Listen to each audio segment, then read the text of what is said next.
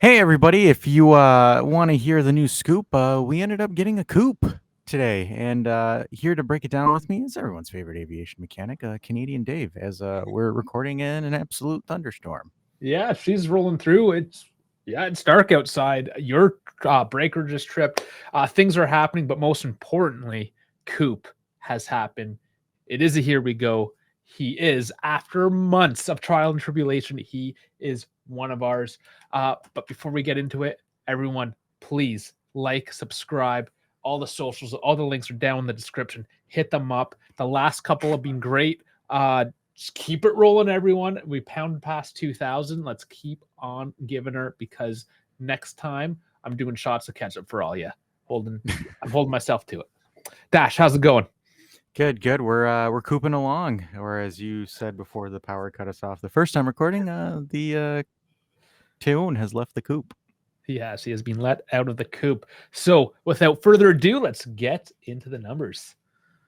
So looking at the numbers here, they're not really anything that's kind of flabbergasting per se, just because in the position that he plays in a cam role, so there's going to be a lot of attempts. So the one thing that I do like to illustrate on here is that when you look at the pass attempted, the completion, the progressive, they're pretty decently good. So that means he's making it through. The other thing as well is his non-penalty goals contribution, 66th percentile as a cam or a center mid. Again, that's not a bad number to be overlooked at. And it's just overall, again, I think it's a great piece. It's a great offensive piece. The other thing too that we wanted to give a shout as well is his tackles. So that means he's used to being a high pressing system where he's able to win and fight for tackles and get those as well. Blocks well, does well too. An aerial threat as well with aerials one. Defensively, again, clearances. Yeah, it's an interesting stat that kind of shocked me when I saw Coop's numbers when we were breaking it down. The one thing obviously you're going to see about Koopmeiners is he's not a dribbler, as you can see by his dribbling stats. But all a Swiss Army knife midfielder, essentially an all-encompassing midfielder that does practically everything. And then when you look at the previous two videos with Nico and Conceição, you don't really need Teun to be much of a dribbler, anyways. So I think you're getting a very good all-purpose midfielder here. I think one thing to notice, the numbers don't, as we always say, they don't tell the whole picture. Just watching his replays, just watching him live, he's not the most flair. He doesn't have the most flair. Like, so when we were looking at Conceição just previously, a lot of flair there. This guy seems to be just more of that utility. He kind of can do a little bit of everything, and you can see that whether it was Atalanta, the Dutch national team, AZ, or early days at AZ, he can kind of move around. And as we move into his, this just absolutely blows my mind. So I'm going to bring up the next screen and the heat map. This guy's everywhere. He's absolutely everywhere. Yep. Everywhere. Have you, like, how often do you see a heat map that looks like that? No, you don't. You don't. It's one of a kind. It's honestly, it's one of a kind. It's very few players can have that capabilities. And I mean, and you look at the stats too, his overall encompassing thing, positioning, incredible, long shots, incredible, penalty taking, incredible. Though I don't think that's much of an asset that we really need. But that's the big thing. The long shots things is huge because, like, for example, you've got Dusan that's in the box, or as Dahl likes to call him, dash on when he plays really well. But when you look at that, you have the box covered with Gonzalez and Dusan. You have the short game covered. So when you look at it from that perspective, it's a nice double pronged attack. It well rounds out the offense, and as well as now that you have that main pivot point outside of Dusan to really facilitate your offensive play. Absolutely. And if we look in the center here, this is just the average in the center. He goes beyond the averages everywhere. And just, for the sake of this, we like to look at Kenan Yildiz, our number 10, trying to play that central role. He's been compared pretty much outperforms Kenan as well. Of course, age gap, but together, I think they're going to make a good pairing. If they do play that certain central midfielder, we don't even know for sure if that's what we're going to see. Dash is going to get into that in a sec, but there you go. Just very well rounded. Of course. I mean, And the offense is going to be extremely well rounded with this, so it's going to be something that'll benefit the entire. Everyone's going to be playing extremely well now because from what it looks like too, and from what we've seen in the previous 2 games, and I do apologize for cutting you off, partner. No, it's Uh, it's everyone has their own niche. They have their own role, their own thing that they do. And now with this being part of it, where a certain, like for example, your left winger is going to have his own niche. Coop is going to have his own niche. Dusan has his own niche. Your right wing is going to have their own niche. So it's going to be very, very pragmatic in a sense where everyone has their role and has to execute their role. But from what we've seen these last 2 games and what we might be in store for, it might be just an absolute efficient machine that we're going to see. And the other thing too, I kind of wanted to mention is if you look at the weaknesses, his weaknesses, no outstanding weaknesses in his game. So that again is a commonality that we're seeing with players that are being signed this transfer window is players that have certain niches or certain attributes to their game, but overall have no glaring weaknesses. Because with all due respect, I don't consider Conceição's discipline a weakness, really a weakness. For example, a weakness would be only is able to play with 1 foot or is only able to do one certain style or etc. But we have yet to see that in any of these players that are brought in. So the idea is versatility and meritocracy. And again, Coop is another cog in that machine of meritocracy. I love it. Years. It feels like years. Has it been a year and a half? I think it's been forever. He's finally part of us. The one thing I do want to point out, I guess the point of concern, if you will, if you look on the left side of that screen, it says player value 47 million. Transfer market has it at 50 million. We paid more. So is he going to be worth it? That's always the question. It was the piece that Mata really wanted to have. So quickly, I'm just going to bring up something here from Alfredo Padula, courtesy of Juve FC on X. So now I've seen a couple different numbers. This is the latest that's come out. But roughly, this is what we are looking at until the official announcement. 52 million base, plus the easy bonuses. So 3 million for qualifications for next year's Champions League, 1 million if the club wins the Scudetto, and 2 if the club wins the Champions League. I'm going to be honest, don't think we're going to win the Champions League. So that's just 2 off. Two off right there. And it's starting to look like we might win the Scudetto, but that is still, not in the bag.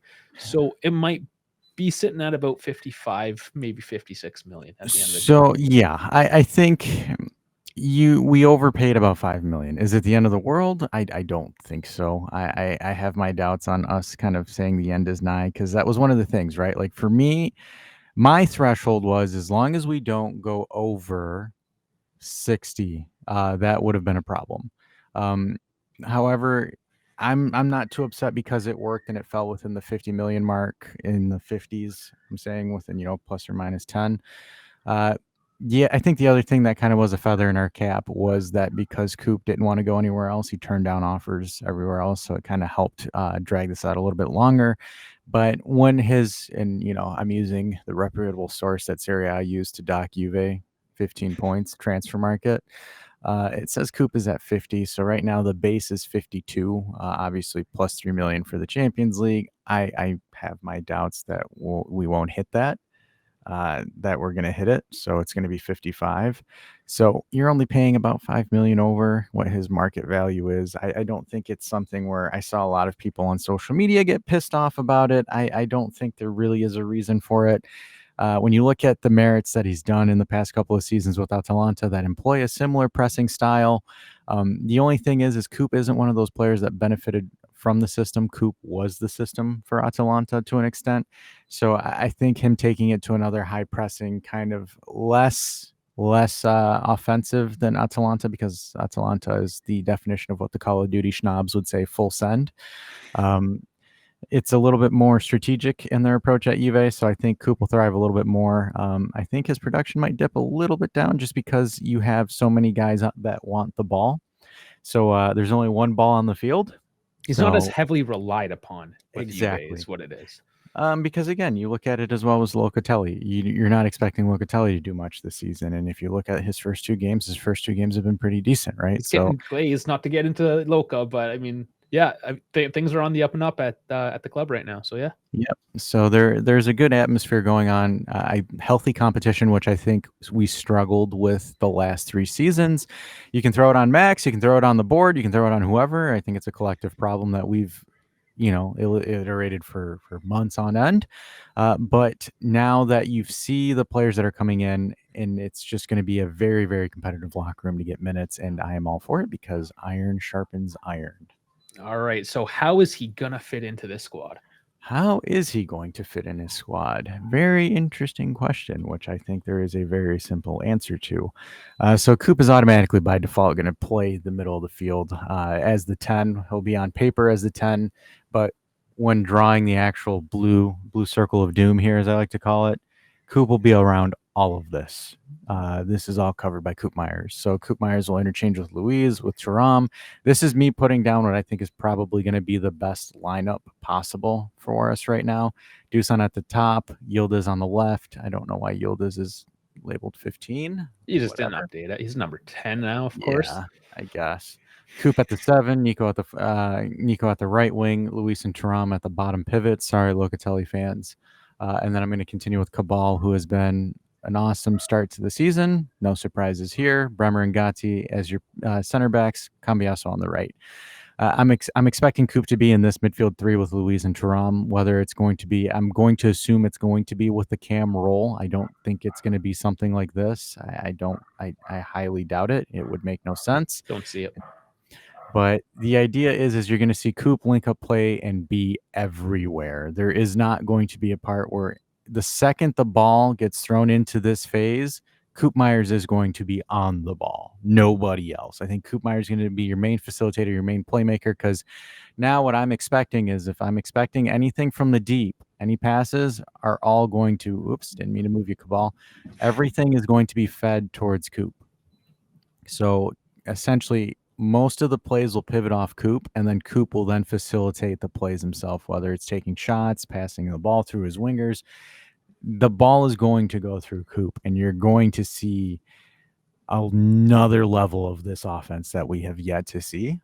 Just because they're, as much as I like Yildiz, Coop does a lot more than just what Yildiz does. I think Yildiz is a great player. He's a lot bigger.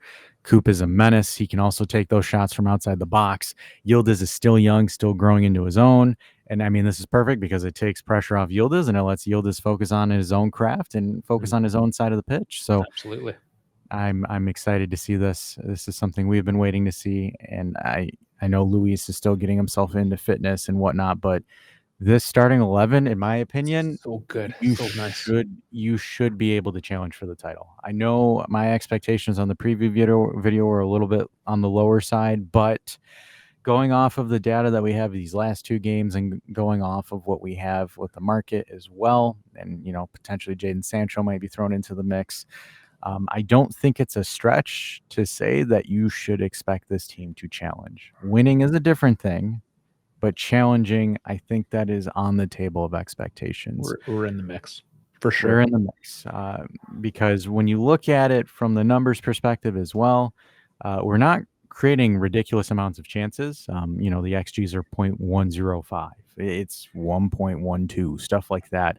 The difference is now that this team, these guys are being very, very clinical with what they have, and that's something we did not see over the last 3 to 4 to 5 years outside of Ronaldo. So you got another guy that's, again, clinical, decisive in moments that you need him, and essentially the real engine of that Atalanta team. And I'm going to tell you, Atalanta are going to miss him dearly, and it's absolutely not going to be the other way around. They tried not to give it to us. They tried very hard. Just a couple days left in the transfer market, guys. We have a beast here. He is everywhere. He is a long range threat. We finally have somebody that can launch her from distance. We have a set piece specialist. We have an absolute monster of a centerpiece in the midfield. We're ready for it. Absolutely. And to kind of shut this off on this point, this is one of the first few times that this Juventus team has players with niches. Each one of these players in this starting 11 have their own niche, and Coop was the final niche to the puzzle that we needed. So get your special socks out, nerds. It's gonna get good. Oh boy, I'm ready for it. Dash, you ready for it? I'm ready for it. All right. We'll catch you on the next one. Thanks everyone for joining in with us. Sorry. Please please subscribe, get in the Discord, get on X, get everywhere. Join us in, and can't wait to see you on the pitch with Coop.